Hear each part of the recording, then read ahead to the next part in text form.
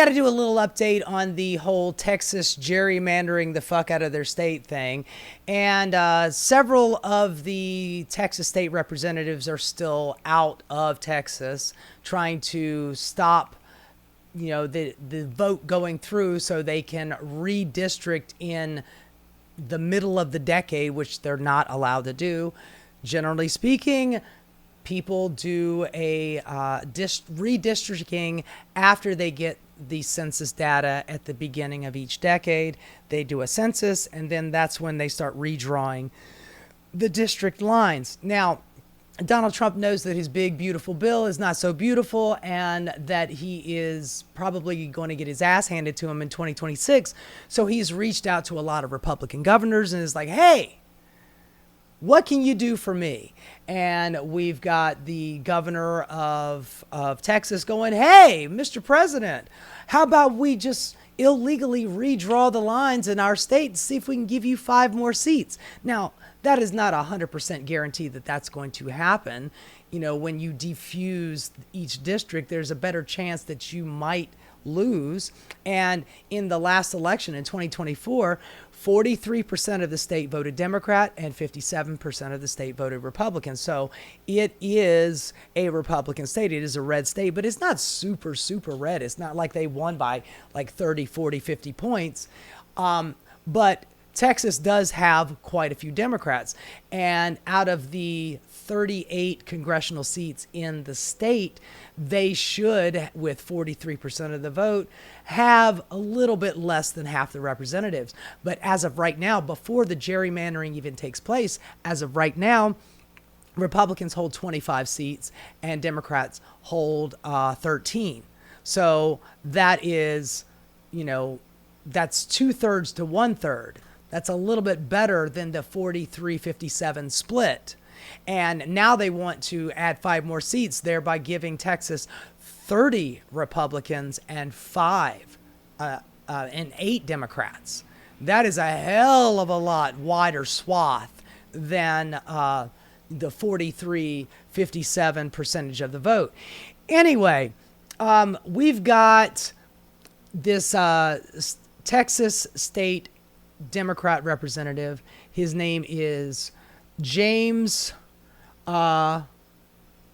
Talarico, and he is on Fox News with Will Cain and, yet another B Squad Fox News dude who's dumb as a bag of hammers. But he's got like a little cute little 1-minute segment here that is pretty good, and he kind of smacks old Will Cain around a little bit. In my view, Representative, you gave the ball game analogy. In my view, what has happened here is you've done something in certain states, and you don't like it when it's done in Republican states. And now you're saying you've done the same thing as us. You've done the same thing as us, and we are going to, by the way, if you do it, we're going to ratchet it up even more. I mean, it has been said by Gavin Newsom, California, and Hochul here in New York, and J.B. Pritzker in Illinois that they have each said that if you guys do this middle of the decade bullshit redistricting thing, we're going to do the same thing in our state. We're going to gerrymander the fuck out of our state, and you're not going to have any Republicans in our state, which, by the way, we had a shot at doing here in New York City, but we have an independent commission. According to the state constitution, we're not allowed to do, a partisan map redrawing. We have an independent commission that does that. And when they floated that back in 2021, 2022 for the 2022 midterms, the independent redistricting committee said, no, you can't do that. So we didn't do it. And New York ended up losing 3 Democratic seats, and Republicans gained 3 Democratic seats. But Gavin Newsom and Hochul and Pritzker have all said, if you guys do this in Texas, which, by the way, they're already starting to do in Florida as well. I believe Ohio is trying to get a couple of extra seats. So, I mean, ultimately, we as Democrats need to stop showing up to a knife fight with a fucking plastic spork and fight fire with fire. And that's what this guy is saying. You guys do this shit in Texas. The Democratic states the country over are going to do the same thing. We're fighting fire with fire. We're not fucking around anymore. And Will Cain is like, how dare you play the politics that we're playing? You're supposed to play by the rules. We're the only ones allowed to cheat. Gavin Newsom. My party has never gerrymandered in the middle of the decade at the request of the President of the United States, nor would we. The only way this is going to happen in blue states is if. Look at him. He's like checking his phone out to see. Well, yeah. Did they? Because I thought that it was even Stevens, but hold on. This guy should never play poker. Let's put it that way. Looking down, touching his nose, looking at his phone. He knows he's busted dead to rights. Texas executes this power grab. You mentioned Massachusetts. Right. Do you know the party of the governor that signed that map into law? He was a Republican. It was a Republican governor that signed that map into law. So I just want to be clear with our facts, and I don't want to muddy the waters. All of us, whether we're Democrats, independents, or Republicans, we should stand up to politicians who don't want to face accountability at the ballot box. That's exactly what's happening here. And I asked you, if Republican policies are popular, why do they need to redraw these maps? Why can't they just run? That's a valid point. Hey, man. If you just govern well and serve your people as opposed to serving yourself and your donors, and you gave Americans policies that they actually want, like, I don't know, how about some fucking health care? How about higher minimum wage? How about less wars? How about some free state school and vocational training? How about anything that actually does something for the American people? No, you just want to serve your donors. Oh, okay. Maybe that's why you fucking lose. And now you have to cheat to try to override the fact that you just suck at politics. On their policies. I'm getting wrapped on time. I'm enjoying this conversation. I want to let it go on, and I apologize. It's such. Yeah, you look like you're enjoying it, man. My producers are telling me that this shit is going sideways, and I got to get out of here. So I'm really enjoying the conversation, though. Anyway, so the following day, he knows he's busted. He knows he's got his ass. He got his cheeks clapped in public on TV. So now he's butthurt, and he's feeling the burn because everybody in his audience gave him shit for being wrong and being stupid. And now he's on next day, and he's going to try to defend himself, and he just looks like a whining baby. Another lie by Talarico. And if that wasn't enough, what Talarico did on social media was deceptively edit our 10-minute conversation into about 70 seconds. Oh, okay. It was 70 seconds. But it wasn't like chopped up and edited. It was one long stream. And he made a very valid point that you touched your nose, looked down at your phone. It was like, hey, I'm getting we got to early out on this. So, I got to go. Of what he thinks are slam dunks, what I think are clearly lies, with no response from me. But you didn't give a response, did you? When he said that the Republican governor of Massachusetts who rewrote those lines, he was a Republican, not a Democrat. But you didn't really have much to say for him about that. It looked like we said goodbye. It's short on time. We have to go. We have to run. I gave Talarico 2 more minutes after telling him we're tight against time. He used that time like Jill Biden to talk about breakfast tacos Okay, breakfast tacos. Anyway, he's butthurt. He's sore. He doesn't like it. By the way, I just wanted to show you this. This is from the Brennan Center for Justice. Current congressional maps have a net 16 fewer Biden districts than non-gerrymandered maps.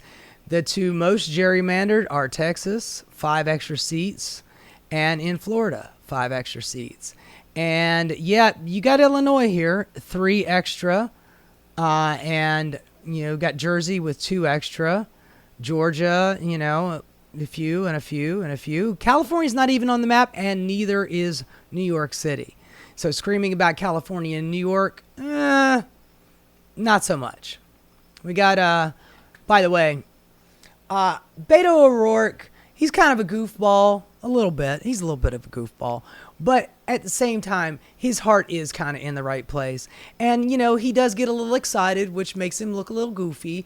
But, he's not mincing any words in this one, and I appreciate it.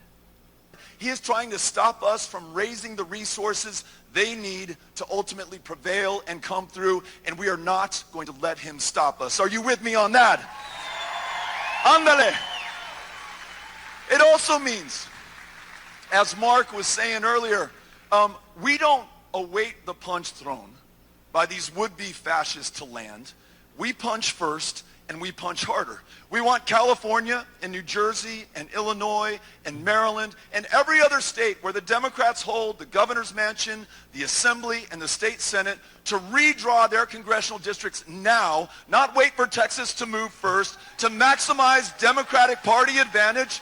Listen. Look, I agree with him. This whole, look, no shot at Michelle Obama. I'm sure she's a fine lady, and her sentiment was, when they go low, we go high. And a lot of people out there going, well, that's right. That's the way it should be. But you cannot, like I said, you can't show up to a knife fight with a plastic fork. It's not going to do you any good. You're going to end up, bleeding and hurt. And we need to be fighting this fire with fire. We cannot be, the rules are out the window. Donald Trump has thrown the rules out the window. He doesn't follow any court judgments. He doesn't give a shit about that. He doesn't follow the rules whatsoever. He makes his own rules. And while we're sitting here going, well, which rules should we follow here? Oh my God. I wouldn't want to break decorum or anything. I wouldn't want to hurt anybody's feelings or anything. We need to be civil, and, we need to follow the norms. Honey, the norms have lost us the House, the Senate, the Supreme Court, and the fucking presidency. Playing by the rules, man. That shit is done. Now it is, let's save our democracy before fascism takes hold. Now we're at that spot. We don't have time to be fucking around anymore, going high while they go low and kick us in the nuts. You may say to yourself, well, those aren't the rules. There are no refs in this game. Fuck the rules. We are going to win whatever it takes. We're going to take... There you go, man. Fuck the rules. I'm sorry. We are now at this point. I'm done playing by this. You guys have a set of rules that you have to follow. And us, we don't give a shit. We're like the fucking honey badger. We don't give a fuck. Well, you know what? We need a honey badger of our own. Fuck the rules and fuck you while you're at it. And a little bit on Gavin Newsom here. Gavin Newsom, who I'm not a fan of. He is just a fucking neoliberal, greasy Gavin. But, he'd be a fucking far cry better than Donald Trump, without a doubt. But he's been trolling Donald Trump, putting out tweets in all caps like Donald Trump does. And so I'm going to read this as intended in the Donald Trump voice. Donald Taco Trump missed a simple deadline, something he has often done with his many failed businesses. Now California will fire him with new, more beautiful maps. Highly anticipated historic press conference with your favorite governor, Gavin Christopher Newsom, which is pretty funny. He did another one too. Hold on, let me see if I can find it. He's done quite a few of them here. Oh my God. Let's see here. Final warning, Donald Trump. Maybe the most important warning in history. Stop cheating, or California will redraw the maps, and guess who will announce it this week? Gavin Newsom. So many say the most loved and most handsome governor, and very powerful team. Don't make us do it. Thank you for your attention to this matter. Oh, he's totally trolling him with the thank you for your attention to this matter. Oh, Lord. Look, like I said, I'm not a big Gavin Newsom fan, and, I'm not really a big old Hochul fan. She's my governor. But, when it comes to fighting a fascist regime, you got to be able to be tough, but also a little joyful with it. Be funny, be entertaining, get people on your side. Make them believe that you are strong enough and tough enough to fight against this.